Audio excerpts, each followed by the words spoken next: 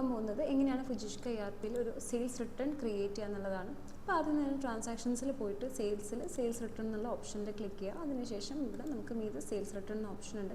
അപ്പോൾ ഏതൊരു ഇൻവോയ്സ് ആണോ നമുക്ക് റിട്ടേൺ ചെയ്യേണ്ടത് ആ ഒരു ഇൻവോയ്സ് നമ്പർ ഇവിടെ ഒന്ന് ആഡ് ചെയ്ത് കൊടുക്കാം. അപ്പോൾ ഇവിടെ ഞാൻ ഒരു ഇൻവോയ്സ് നമ്പർ ഒന്ന് ആഡ് ചെയ്ത് കൊടുത്തിട്ടുണ്ട്. അതിനുശേഷം എൻ്റർ ക്ലിക്ക് ചെയ്തിട്ടുണ്ടെങ്കിൽ നമുക്ക് ആ ഒരു ഇൻവോയ്സിൻ്റെ ഡീറ്റെയിൽസ് ഒക്കെ നമുക്കിവിടെ അവൈലബിൾ ആയിരിക്കും. പിന്നെ നമുക്ക് പേയ്മെൻറ്റ് ടൈപ്പ് ചേഞ്ച് ചെയ്യണമെന്നുണ്ടെങ്കിൽ അത് ഇവിടെ നിന്ന് തന്നെ ചേഞ്ച് ചെയ്യാനുള്ള ഓപ്ഷൻ ഉണ്ട്. അപ്പോൾ ഇതിലേതാണ് നമുക്കിപ്പോൾ എല്ലാ ഐറ്റംസും റിട്ടേൺ ചെയ്യണമെന്നുണ്ടെങ്കിൽ ആഡ് ഓൾ ഐറ്റംസ് എന്നുള്ളത് ക്ലിക്ക് ചെയ്യുക. അതല്ല ഏതാണോ റിട്ടേൺ ചെയ്യേണ്ടത് അതിലൊന്ന് പോയിട്ട് പ്ലസ് ബട്ടൺ ക്ലിക്ക് ചെയ്യുക. അതിനുശേഷം എത്ര ക്വാണ്ടിറ്റിയാണ്, ഇപ്പോൾ ഞാൻ 7 ക്വാണ്ടിറ്റീസാണ് ടോട്ടൽ വാങ്ങിച്ചിട്ടുള്ളതെങ്കിൽ എത്രയാണോ റിട്ടേൺ അടിക്കേണ്ടത് ആ ഒരു റിട്ടേൺ ക്വാണ്ടിറ്റി ഇവിടെ കൊടുക്കുക. അതിനുശേഷം ഈ ടിക്കിലൊന്ന് ക്ലിക്ക് ചെയ്തിട്ട് ഒന്ന് റിട്ടേൺ ചെയ്താൽ മതി. ഓക്കെ, അപ്പോൾ ഇത്രയാണ് നമ്മൾക്ക് സെയിൽസ് റിട്ടേണിൽ വരുന്നത്. സോ ഇനി നമ്മൾ നോക്കാൻ പോകുന്നത് എങ്ങനെയാണ് ഫുജിഷ്ക ERPയിൽ ഇപ്പോൾ ഒരു കസ്റ്റമർ ഇൻവോയ്സ് ഇല്ലാതെയാണ് വന്നിട്ടുള്ളത്. അപ്പോൾ ആൾക്കൊരു എന്തെങ്കിലും റിട്ടേൺ കാര്യങ്ങളും ചെയ്യണമെന്നുണ്ടെങ്കിൽ നമുക്ക് ഇൻവോയ്സ് നമ്പർ ഇല്ലാതെ തന്നെ എങ്ങനെയാണ് റിട്ടേൺ ചെയ്യാൻ പറ്റുന്നതാണ്. നമ്മൾ ട്രാൻസാക്ഷൻസിൽ സെയിൽസിൽ വരിക. അതിനുശേഷം നമുക്ക് ഇവിടെ കാണാൻ പറ്റും sales return without invoice number എന്ന് പറഞ്ഞിട്ടുള്ളൊരു ഓപ്ഷൻ ഉണ്ട്. അപ്പോൾ ഇതിലൊന്ന് ക്ലിക്ക് ചെയ്യാം.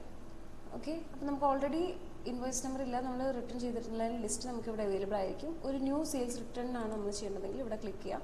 അതിനുശേഷം നമുക്കിവിടെ കസ്റ്റമറിൻ്റെ നെയിം എന്താണോ അതൊന്ന് സെർച്ച് ചെയ്ത് കൊടുക്കാം.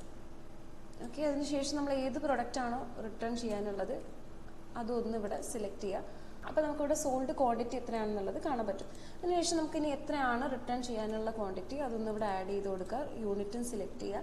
പിന്നെ നമുക്ക് ഇൻ കേസ് ഇവിടുന്ന് പേയ്മെൻറ്റ് ടൈപ്പ് മാറ്റണമെന്നുണ്ടെങ്കിൽ ക്യാഷ് ആണോ ക്രെഡിറ്റ് ആണോ ബാങ്ക് ആണോ അത് ഇവിടെ തന്നെ മാറ്റാനുള്ള ഓപ്ഷനും ഉണ്ട്.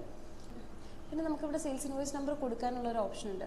അതെന്തിനാണെന്ന് വെച്ചാൽ ഇപ്പോൾ നമ്മളൊരു ഫിനാൻഷ്യൽ ഇയർ ക്ലോസ് ചെയ്തപ്പോൾ നമുക്ക് പ്രീവിയസ് ഡാറ്റ ഫെച്ച് ചെയ്യാൻ പറ്റില്ല. അപ്പോൾ നമുക്ക് ജസ്റ്റ് പുതിയൊരു ഫിനാൻഷ്യൽ ഇയർ തുടങ്ങിയിട്ടാണ് അവർ റിട്ടേൺ ചെയ്യുന്നതെങ്കിൽ പഴയ ഫിനാൻഷ്യൽ ഇയറിൽ ഏതൊരു ഇൻവോയ്സിന് എഗെയിൻസ്റ്റ് ആണ് അത് ചെയ്തതെന്നുള്ളത് ജസ്റ്റ് നമുക്കിവിടെ വേണമെങ്കിൽ ഒന്ന് മാർക്ക് ചെയ്യാനുള്ള ഓപ്ഷൻ ഉണ്ട്. അതുപോലെ തന്നെ നമ്മളിപ്പോൾ ഒരു സോഫ്റ്റ്വെയർ ചേഞ്ച് ചെയ്യുകയാണ്, അപ്പോൾ പഴയ സോഫ്റ്റ്വെയറിലുള്ളൊരു ബില്ലിന് എഗെയിൻസ്റ്റ് ആണ് ഇത് നമ്മൾ ഈ ഒരു റിട്ടേൺ ചെയ്യുന്നതെങ്കിൽ ആ ഒരു പഴയ ഇൻവോയ്സിൻ്റെ നമ്പർ നമുക്കിവിടെ ആഡ് ചെയ്യാനുള്ള ഓപ്ഷൻ ഉണ്ട്. അതിനുശേഷം ഇതൊന്ന് ഈ ഒരു പ്രൊഡക്റ്റ് ഒന്ന് ആഡ് ചെയ്തു എന്നിട്ടൊന്ന് റിട്ടേൺ അടിച്ചു. അപ്പോൾ ഇത്രയാണ് ഈ ഒരു റിട്ടേണിൽ വരുന്നത്.